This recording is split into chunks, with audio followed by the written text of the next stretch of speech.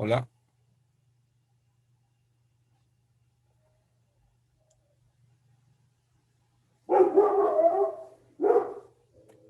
pueden oírme, estudiantes, amigos, amigas. Mabel, ¿me oyes?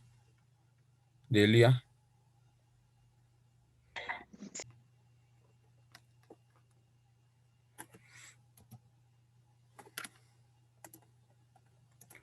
Hola, ¿me oyen, verdad? Sigo entonces. Ah, lo que estaba haciendo justamente era llevar de la primera a la segunda forma canónica. Para eso lo primero que he hecho era escribir el complemento y ahora estoy aplicando la ley de Morgan, ¿no? Aquí voy a aplicar ley de Morgan, lo que hemos hablado hace rato, ¿no? La ley de Morgan, por si acaso, cuando tengo, lo voy a anotar aquí, ¿no? Cuando tengo esto, para repartir el negado, lo que hay que hacer es volverlo producto. Eso dice la ley de Morgan. Y al revés, pues es de lo mismo, ¿no?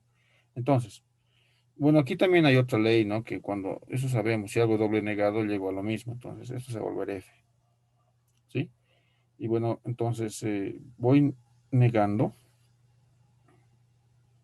parte por parte. Ahí está la primera parte, negado. Y ahora tiene que volverse producto por ley de Morgan, ¿no? Estoy aplicando la ley de Morgan. Ahí está. Parte de la álgebra de Boole. Eso me dice la álgebra de Boole que hay que hacer cuando hay doble negado. Listo. Ahora ya tengo productos. Vamos por buen camino. Entonces ahora vuelvo a aplicar la ley de Morgan, ¿no? Y la ley de Morgan dice que cuando reparto en productos todo se va a volver suma. Entonces va a pasar esto, ¿no? Reparto al primero, reparto al segundo, reparto al tercero. Así reparto,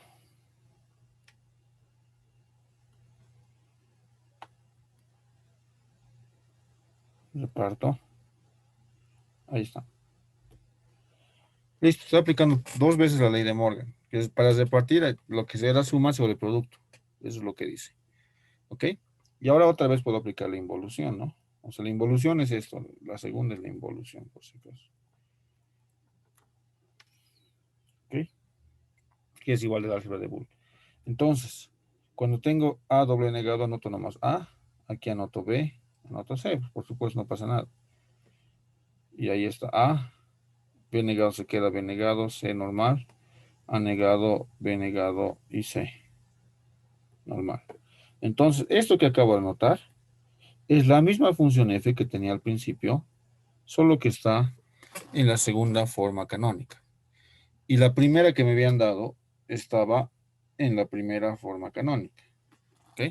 Entonces, este proceso es lo que hay que hacer para llevar una función de la primera forma a la segunda forma canónica. ¿Sí? Entonces, cuando alguien les diga en el examen, seguro puede haber una pregunta, llevar esta función de la primera a la segunda o de la segunda a la primera, hay que usar este tipo de procedimiento, donde hay que buscar el complemento y a la vez lo que hay que hacer es construir la otra función a través de la ley de Morgan y de la involución que aparece siempre. ¿Sí? O sea, estoy aplicando la álgebra de Boole. ¿Se entiende cómo he llegado de una a la otra? ¿Sí? ¿Dudas, preguntas? Sí, Sí, o sea, es aplicando la álgebra de Boole. Pero, hija, donde me he confundido un poco es cuando, digamos, tenemos nuestra función, ¿no? O sea, la primera, ¿no? Que aún no tenemos los min términos, porque en sí solo son tres combinaciones, ¿no? Que deberían ser eh, ocho combinaciones, ¿no? Y después le hemos vuelto a negar para... ahí esa parte me he perdido. O sea, ¿por qué le hemos vuelto a negar para poder sacar las ocho combinaciones? En el segundo paso dices, ¿no, Santi? Ajá, en el segundo paso. Entonces, todo el ejercicio voy a hablar. Entonces, primero me han dado la función a la primera forma canónica. El primer paso dice anotar f negada, o sea, los min términos que faltan son estos, ¿sí? Estos son los min términos que faltan, o sea, los que no están arriba, ¿no? Los que no están a la primera. Ahora, si lo vuelvo a negar, lo único que voy a hacer es generar f de nuevo, porque doble negado va a dar f. Eso dice, digamos, las de set. O sea, tú una vez que halles f negada, que son los min términos que faltan, lo que hay que hacer es volver a negar para hallar f. Y cuando haces ese proceso de volver a negar, aplicas álgebra de Boole y justamente llegas a esto, ¿no? A f sin negar, pero expresada de otra manera, como estás viendo aquí abajo. Expresada solo como producto de max término. Entonces, esta función ya está en la segunda forma canónica. Ahora, si la pregunta es ¿por qué estamos haciendo esto? La respuesta puede ser una respuesta ligera, pero bueno, al final de cuentas, eso dice las reglas para llevar de la primera a la segunda forma canónica. Pero en realidad, digamos, si no quieres someterte mucho a las reglas, se vuelve a negar justamente para hacer desaparecer el primer negado que había conseguido en el paso uno, porque yo no estoy buscando F negado, estoy buscando F sin negar, ¿no? Entonces, F sin negar, para hacer aparecer eso, puedo volver a negar, es una artimaña que puedo utilizar, pero voy a tener que utilizar álgebra de Boole. Y de todas formas, se arma la segunda forma canónica cuando hago eso, ¿no? Ahora sí, Santi. Ah, ok, ok. Entonces, para formar la segunda forma canónica, que digamos que sería el OR en este caso, ¿no? Y el primero es el AND. Entonces, para verlo más digital, digamos, ¿no? Sí, pero bueno, no te quedes con que es AND o OR. La Ajá. primera forma canónica tiene que ver con min término. La segunda forma canónica tiene Con que ver max término. con max término. Entonces, Ah, fíjate, ok. en las dos hay las dos operaciones, ¿no? Ajá. En las dos están los ANDs y los ORs, pero una normalmente es más corta que la otra. ¿Y qué quiere decir más corta que la otra? Quiere decir menos componentes, si quiero armarlo. Por ejemplo, la tercera tiene solo tres partes, ¿no? Y la otra tiene cinco partes. Más bien, la segunda forma canónica que ves ahí tiene tres partes. Y la primera forma canónica tiene cinco partes. Entonces, para lograr el mismo resultado, obviamente las dos son equivalentes. Pero si armo la primera, voy a tener que utilizar mucho más cableado, mucho más componentes. Si armo la segunda, voy a tener que utilizar menos cables, menos componentes. Entonces, a la larga, manipular esto, en realidad en cualquier circuito, tener menos componentes siempre es una ventaja, ¿no? Es menos gasto de energía, menos dinero. Bueno, si puedo tener el mismo funcionamiento con menos componentes, entonces he ganado mucho. ¿Ok? Entonces, por eso manejamos esto. ¿Así está bien? Ok, sí, sí, sí, tiene mucho mejor precio, sí. Listo. Preguntas, siempre pregúntenme, por favor. No es lo mismo. A ver, no sé si ustedes les han explicado esto. Les he debido decir yo, tal vez el año pasado, cuando ha empezado todo este, este lío que tenemos de la pandemia, por decirlo menos, ¿no? Tenemos que pasar clases virtualmente. Eso quiere decir que yo no puedo ver sus rostros. Podría intentar pedirles cámara, pero hay gente que se incomoda y con razón se incomoda, ¿no? Cuando uno está en casa, no necesariamente quiere que lo vean como está en casa. Tal vez ni se han peinado, algunos están en pijamas, tantas cosas, ¿no? Entonces, igual, no podría ver todas las cámaras, no puede ver el golpe de vista, cómo están, qué están haciendo, qué están aprovechando. Porque cuando uno está en el aula, es fácil ver si estoy explicando rápido, si estoy explicando muy lento, o si la gente se aburre, o más bien si la gente no entiende nada, o si los atrasistas o los que se han atrasado están complicando porque están empezando a hablar con los otros. En sus expresiones faciales nomás se puede ver todo. Cuando ustedes hablen para un grupo, algunos de ustedes tal vez van a ser docentes, o cuando hagan una exposición para una empresa, lo que sea, una cosa importante es fijarse, pues, como los rostros de los demás están cambiando conforme uno va hablando. Y bueno, ahí uno se da cuenta que tiene que cambiar su forma de hablar, o está yendo muy rápido, lento, ajustar, ¿no? Ajustar su forma de hablar. O está yendo todo bien, de repente. Pero esa herramienta, yo no tengo ahora porque no los puedo ver, los rostros. Entonces, por eso se quiero yo su participación. Entonces, si hubiera problemas, si hubiera alguna cosa que no se entiende, no se queden con la duda, pregúntenme. Para eso estamos aquí, ¿sí? Eso es lo que estamos, es la única forma en la que podemos hacer que esto de lo virtual trabaje mejor. Porque si no, no vamos a poder, si pretendemos que yo haga todo el esfuerzo, que era más así en las clases presenciales, en medio que vamos a cojear un poco. Entonces, ustedes tienen que tomar una actitud un poco diferente respecto a lo que hacían antes, ¿no? Cuando venían a la universidad y se sentaban, me dirán era más bonito, no sé, a algunos les parece más cómodo estar en su casa, no salir, eso ya es cuestión de cada uno, pero para aprovechar mejor todas las materias hay que tomar una actitud diferente, tanto los estudiantes como docentes, ¿no? Los estudiantes no tienen que ser pasivos, tienen que esperar, tienen que molestar, tienen que preguntar, tienen que indagar, tienen que investigar, todo lo que se pueda, ¿no? Para lograr un mejor aprovechamiento. Bueno, dicho eso, entonces, eso sería llevar de la primera forma a la segunda forma. Creo que no hay dudas, ¿no? Entonces, No, sigamos, no, no, sí, se entendió, Inge, gracias. sigamos, sigamos.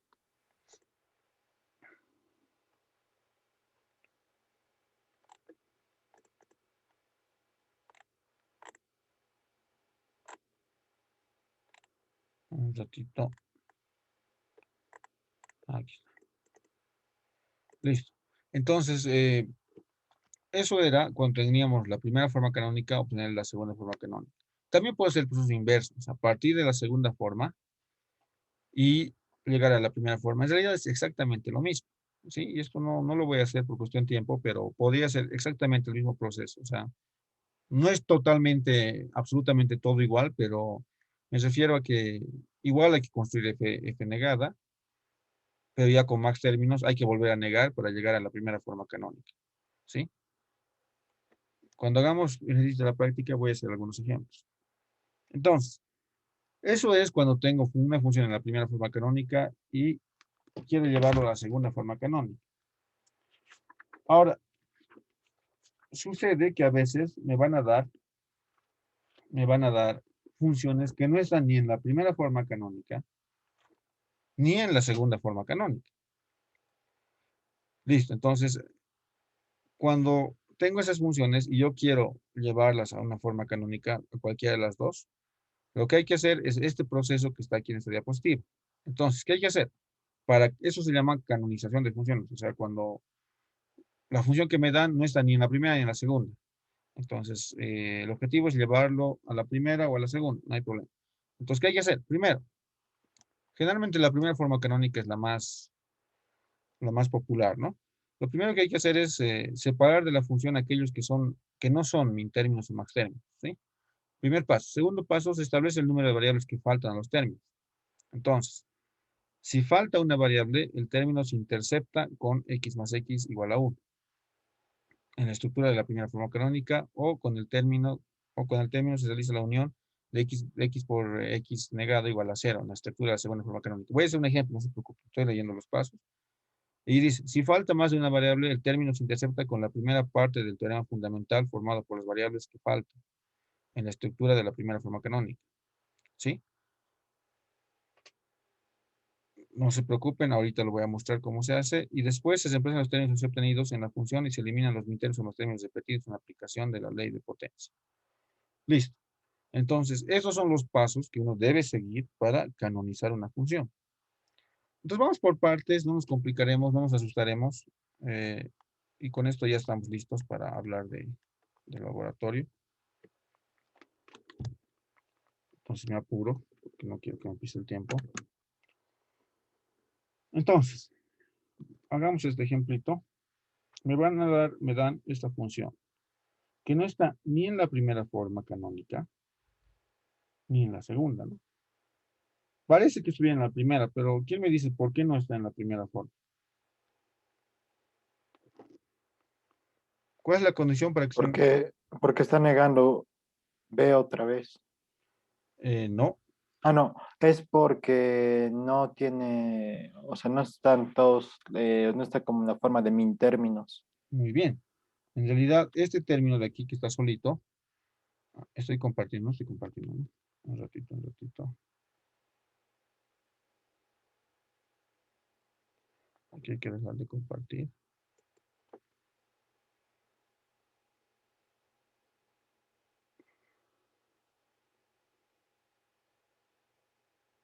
Listo.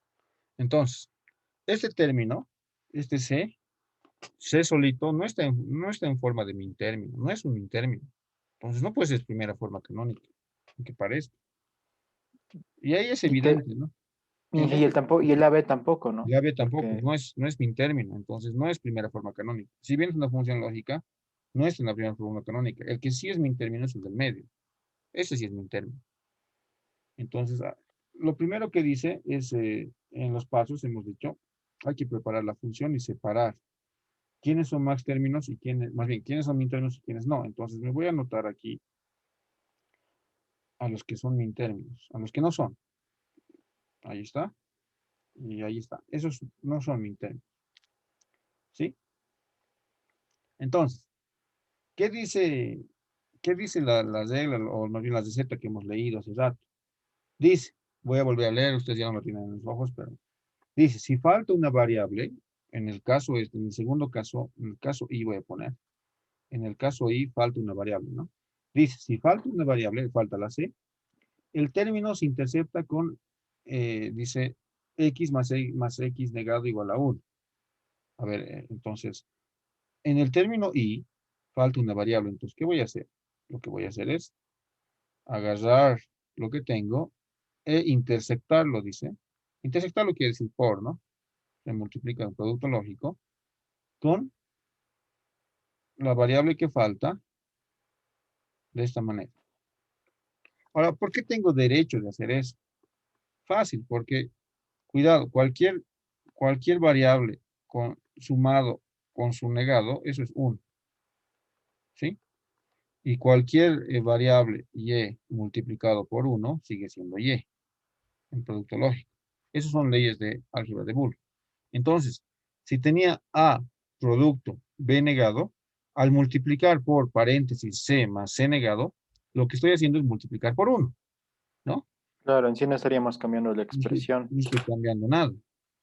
Y al multiplicar por 1 no estoy tocando nada. Entonces, puedo anotar, esta parte había sido A, B negado. Ahora aplico la distributiva, ¿no? Que bueno, hay que atreverse nomás a hacerlo en álgebra de Boole. Me voy a equivocar, pero así voy a aprender. Sí, y si no, y si tienen miedo de hacer, ya saben, la tabla del álgebra de Boole debe estar ahí a la derecha o en su mesa cada vez que hacen estas cosas. Va a ir verificando qué leyes existen y qué leyes no existen en esta nueva álgebra que estamos manejando. Entonces, en realidad, lo que puedo decir es que esta parte que es AB negado, en realidad es lo mismo que escribir estos dos. Y ya está en la forma de mi términos, ¿no? ¿Se dan cuenta? Sí, Bueno, vamos entonces con la segunda. Tengo C. Ahora, dice claramente, si falta más de una variable, dice, o sea, en mi receta, ¿no? Si falta más de una variable, el término se intercepta, o sea, se hace producto lógico, con la primera parte del teorema fundamental, formado por las variables que faltan, dice, en la estructura de la primera forma canónica. A ver, entonces, aquí, ¿qué variables faltan? Faltan A y B, ¿no? Estamos de acuerdo. Si el teorema fundamental con A y B, a ver, A y B, voy a anotar el teorema fundamental, eso deberíamos poder hacer. ¿Qué decía el teorema fundamental? Decía la intersección, más bien, la suma, si quieren, de todos los min términos da igual a 1. Eso decía el teorema fundamental, ¿no? Entonces, como estoy haciendo el teorema fundamental solo para A y B, ¿cuántos min términos habrá solo para A y B? ¿Quién me dice? 4. Muy bien, 2 a la 2. 4 min términos, hay que ver. Entonces, el primer min término será cuando los dos están en 0. El segundo min término será, a ver, vamos a anotar aquí, cuando el otro ya está en 1. Y aquí puedo hacer la otra combinación. Y por último, los dos están en 1. Ahí están los 4 min términos. ¿Y qué dice el teorema fundamental? Dice, cuando tú sumas todos los min términos, Igual a 1, ¿no? eso es igual a 1. Entonces, lo que dice la receta, dice agarrar el C, interceptar, si quieren, multiplicar por 1. Puedo multiplicar por 1, pero sé que 1 es todos esos que están ahí, los 4. Eso dice la receta. Entonces hago AB más A negado B más AB negado más AB. ¿Sí? ¿Listo? En realidad estoy multiplicando por 1. ¿Están todos de acuerdo? Y Sí, bueno, es como que C valdría 1, ¿no? no, C no vale 1. El paréntesis vale 1, ¿no? Ah, ok, ok. Y C por 1 es 1 y C nomás. Ujú. Entonces ahora voy distribuyendo. A, B, C. Primero. A negado B, C la segunda. A, B negado, C, la tercera, y A, B, C, la cuarta. Entonces, ¿qué quiere decir? Bueno, está en otro color, en color verde, que todo esto que es C, en realidad es esto, en la forma de mi término. ¿De acuerdo? Estoy haciendo una manipulación algebraica nada más. Y bueno, último paso. ¿Qué dice el último paso para canonizar funciones? Dice, se reemplazan los términos obtenidos en la función y se eliminan los min términos repetidos. A ver, entonces, lo que hay que hacer es reemplazar. Entonces, A, B negado, me han dicho en amarillo que es A, B, C más A, B negado, C negado. El otro no puedo tocar porque ya era mi término, el del medio, ¿no? Lo copio nomás. Y después, C que estaba solita, en realidad había sido esos cuatro que están ahí en verde. Ahí está. Estoy Ese copiando. A y B negado ya las tenemos también, ¿no? Si están por ahí, después lo voy a eliminar. Sí. Ah, ok, ok. Ahí está. Entonces, esto es aparte, ¿no? Y ahora dice, bueno, copiar y después ver cuáles se repiten. Los que se repiten, los que se repiten, entonces no puedo anotar dos veces lo mismo, ¿no? Entonces, con este no tiene sentido anotar dos veces lo mismo. Entonces, simplemente a uno no lo voy a anotar. ¿Ven alguno más que se repita? Yo sí, ¿ustedes? Ah, sí, el A y el B, o sea, el A sin negar, el B negado y el C. Muy bien. Con este que está por aquí, ¿no? Sí. Ahí está. Creo que después ninguno más. No, sí, todo bien, creo. Entonces, voy anotando lo que me queda. Claro que no había que eliminar los dos repetidos, ¿no? No es como... Claro, solo uno. Cuidado con eso, ¿no? Hay gente que se le va la mano. Ahí, por eso tener cuidado de anotar así. Ahí está. Entonces, ¿qué es lo que he hecho? En realidad, he llevado la función que me han dado a la primera forma canónica. ¿Sí? Entonces, la función que era no canónica, lo he canonizado. ¿Ok? Sí, Entonces, sí. eso lo vamos a llamar canonización de funciones, que hay que saber hacer. Eso es para practicar el álgebra de Boole. Es un poco teórico, sí, pero bueno, sirve para manipular. Bueno, dicho eso, entonces, esa es la última parte de los ejercicios que estamos haciendo por hoy. En la práctica final van a haber muchos más. De todas formas, quería mostrar, antes que se me vaya la hora, lo que viene. ¿Alguna duda? ¿Pregunta? ¿Hasta ahí? Creo que no, ¿no? Entonces, a eso vamos a Todo llamar bien. canonización de funciones. ¿Sí? Entonces, en realidad todo, se puede contar cuántas variables hay en cada uno de los casos. Entonces, cuando tengo dos variables, sé que hay dos n posibles combinaciones, ¿no? Entonces, una función se puede ver como la presencia o no de los min términos. Entonces, puedo decir que para dos variables existen dos potencia 2 a la n posibles funciones. Conclusión, para dos variables, cuando n vale 2, existen 16 posibles funciones lógicas. Más nada, solo 16. ¿De acuerdo? Pero bueno, no nos vamos a tardar mucho, en realidad nos vamos a concentrar en contar cuántas posibilidades hay. Eso no es lo más importante. Sin embargo, hay que saber. Entonces, con dos variables hay 16 posibles funciones. Y aquí están todas las funciones que existen con dos variables. Entonces, todas las funciones son las más básicas de lo que estamos estudiando. Y bueno, algunas ya las hemos visto, ¿no? Por ejemplo, la función intersección, la AND, A por B, existe cuando solo este min término está presente. Y es natural, ¿no? Solo el min término AB está presente, entonces la función se llama AND. Después, la función, otra que hemos manejado mucho, es la función OR. La función OR, A más B, existe solo cuando estos tres están presentes, estos tres min términos están presentes. A más B, su equivalente será esto más esto más esto. ¿Ok? Esto será la primera, la segunda forma canónica, esta será la primera forma canónica, ¿no? Cuando hago intervenir. Y aquí aparecen otras funciones igual que son básicas, por ejemplo, el OREX, el NAND, que simplemente es A por B negado, el NOR, que es A más B negado, y bueno, algunas cosas un poquito más exóticas, digamos, como la implicación B, entonces A, que se pueden ver aquí en su tabla, o la otra implicación A, entonces B, que hemos visto un poco en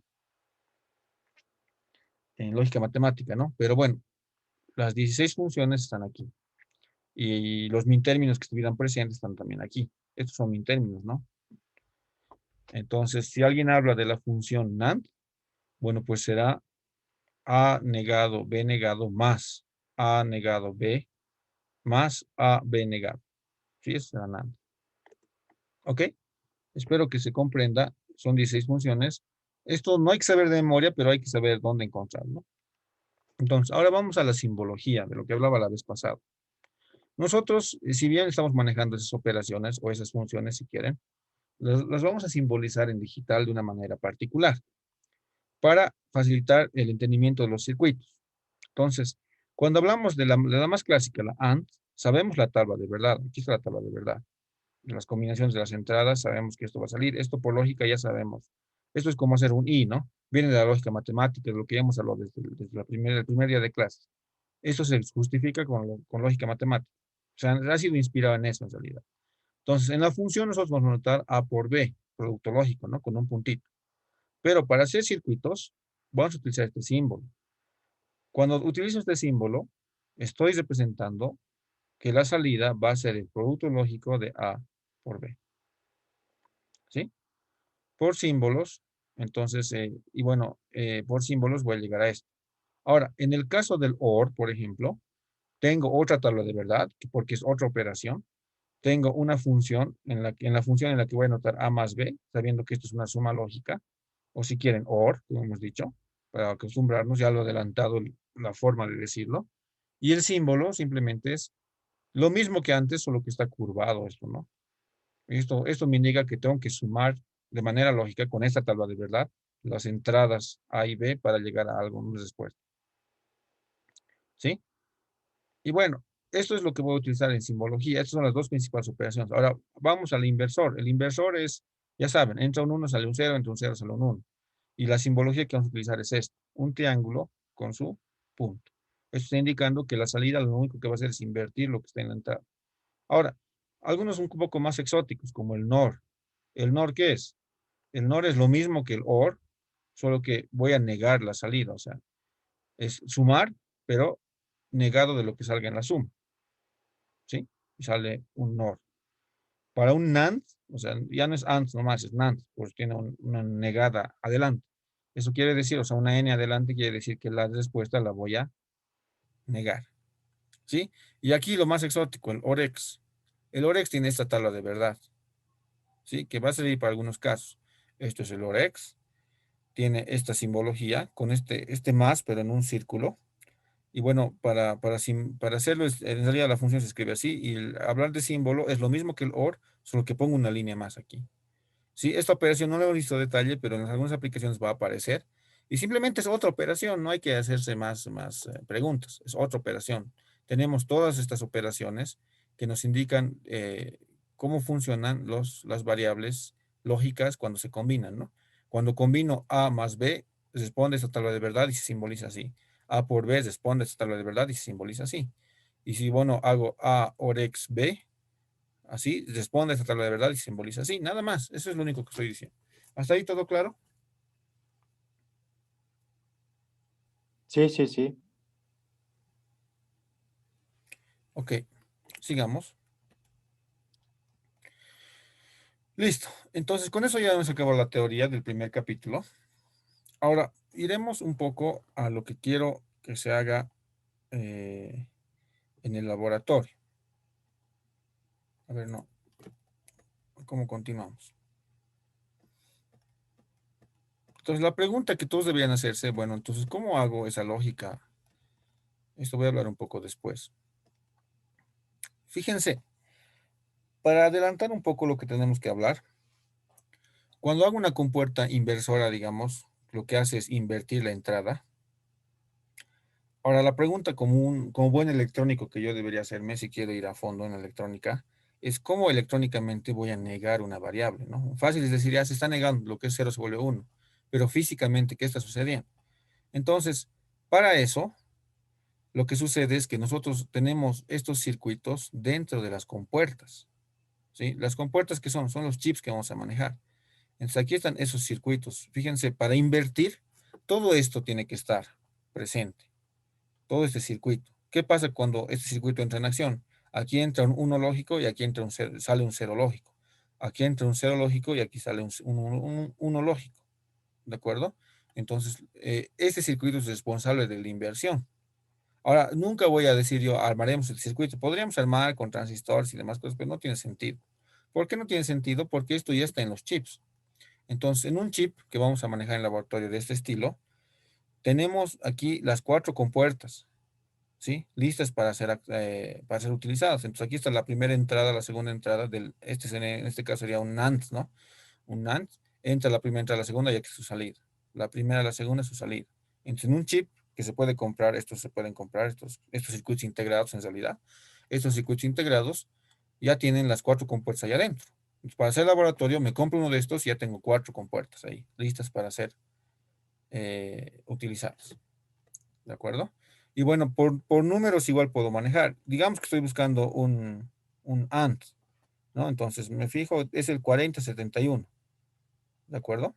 Eso será en la familia TTL. Todavía no he hablado de eso, pero bueno, me está pisando el tiempo.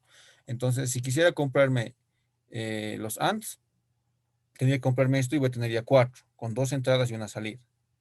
¿Sí? Y bueno, cuando vaya a comprar, diré, quiero un 4071 TTL. TTL quiere decir transistor logic, ¿no?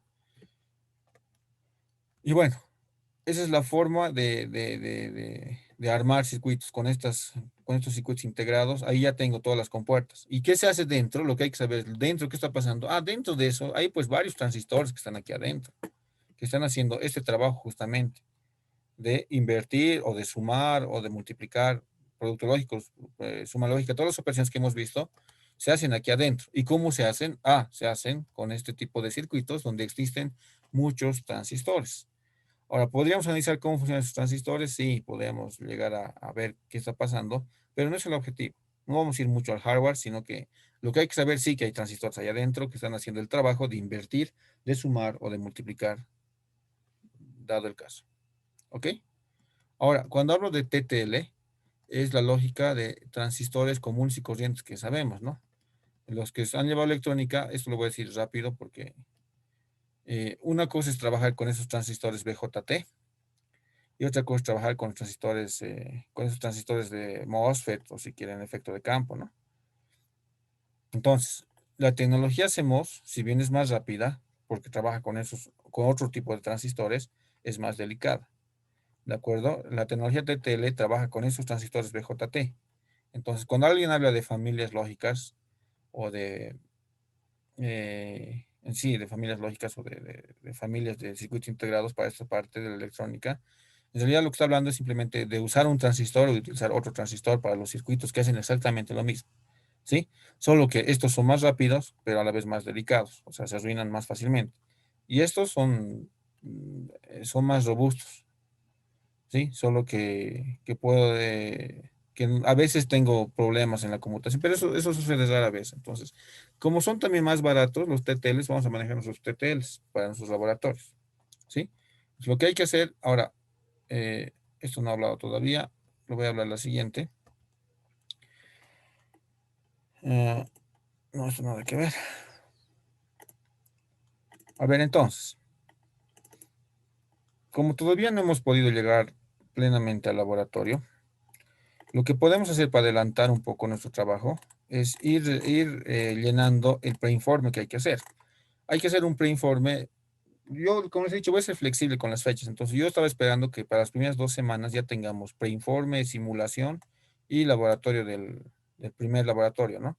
Todo eso. Entonces, la tarea, digamos, lo que hay que ir haciendo, todavía no vamos a una fecha, es ir respondiendo estas preguntas, averiguando. Entonces, dice la familia TTL, dibujar los diagramas de conexión interna. Les he mostrado hace rato los diagramas de conexión interna, configuración de pines y detrás de estas compuertas, ¿no? Entonces, no, el diagrama de conexión interna no, sí, nos olvidaremos del circuito. El circuito no, de transistores, esos transistores, no hay que dibujar. O sea, está bien saber, pero no hay que meterse mucho a fondo de eso, porque nosotros no vamos a diseñar circuitos integrados.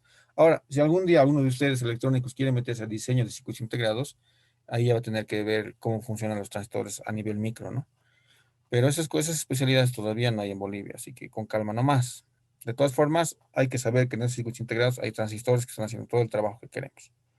Listo, entonces yo lo que quiero es para cada compuerta, hay que hacer la configuración de pines. ¿Qué es la configuración de pines? O sea, lo que he mostrado hace rato del circuito integrado, donde están las cuatro compuertitas ahí con sus entradas y sus salidas, tabla de verdad de cada una de esas y niveles de voltaje, ¿sí? Eso se ve en el datasheet, digamos, de cada una de estas. Entonces, ¿cómo busco el datasheet? Para la segunda no vamos a hacer tecnología, no hay problema, esto podemos obviar. ¿Cómo busco el datasheet? Entonces me voy a a ver, estoy pisando el tiempo. El datasheet tengo que saber el número de la compuerta. Digamos que la compuerta antes 7401, y bueno, con eso ya puedo saber cómo es el datasheet y responder estas preguntas. Pero más importante que eso pueden ir chequeando, es que hagan esto. Por ejemplo, si alguien les pide, les voy a dejar esto ya, dice, para los circuitos de las figuras, encuentre la función lógica y desarrolle su tabla de verdad. Entonces, daremos el ejemplo del más fácil, el segundo. ¿Cuál será la función lógica de este? El segundo. Fíjense, entonces aquí con los símbolos nos me doy cuenta. Entra la variable C, se niega, ¿no? Ahí está, lo primero que pasa. Entra la variable B y este símbolo me indica que debo sumar a lo que está saliendo del negado. Entonces, sumo, ¿no? Y después dice que lo que salga de la suma, o sea, pongo paréntesis, resultado de la suma, hay que multiplicar con la variable A. Ahí está, ya he respondido, esa es la función lógica. Ahora dice que hay que construir su tabla de verdad. ¿Cómo construir su tabla de verdad? Bueno, ya que hay tres variables, tengo que hacer las 8 posibles combinaciones, ir viendo cuánto va a salir y bueno, sacar la función, ¿no? Y bueno, cuando ya sepamos la tabla de verdad, después ya puedo armar el circuito y verificar que tiene que dar la misma tabla de verdad. Entonces, primero haremos esto, resolver esto en papel, esta guía de laboratorio. Después lo que vamos a hacer es simular y después lo que vamos a hacer es armar el circuito de verdad. Ok, de simulación ya tenía listo el Proteus, vayan instalando si quieren, pero eso voy a hablar en la siguiente clase. Listo, tengo menos de un minuto, por favor. ¿Alguna duda, alguna pregunta? Es momento de hablar. Todavía no hay Mm, fechas para los laboratorios, ¿sí? Entonces, esto vayan haciendo, les voy a dejar en el WhatsApp. ok, ok, súper Inge. Entonces aquí un consejito sería, digamos, empezar por el que está más arriba, ¿no? Para poder armar nuestra función. Sí, O sea, digamos, sí, sí, bajando de sí. A, B, C, digamos, Sí, ¿no? la cosa es que sigan los caminos, nada más. Ah, ok, ¿Ok? ok, Listo, les listo. dejo esto entonces. Me queda menos de un minuto, no quiero que se corte. Que les vaya muy bien. Nos vemos el miércoles. Sí, el miércoles. Martes no hay clases por carnavales. ¿Sí? Que estén muy bien. Hasta pronto. Listo, hasta luego, Inge, se cuida. Que tenga buen carnaval. Igual. Inge, que le vaya bien. Chao, chao, cuídense. Hasta pronto.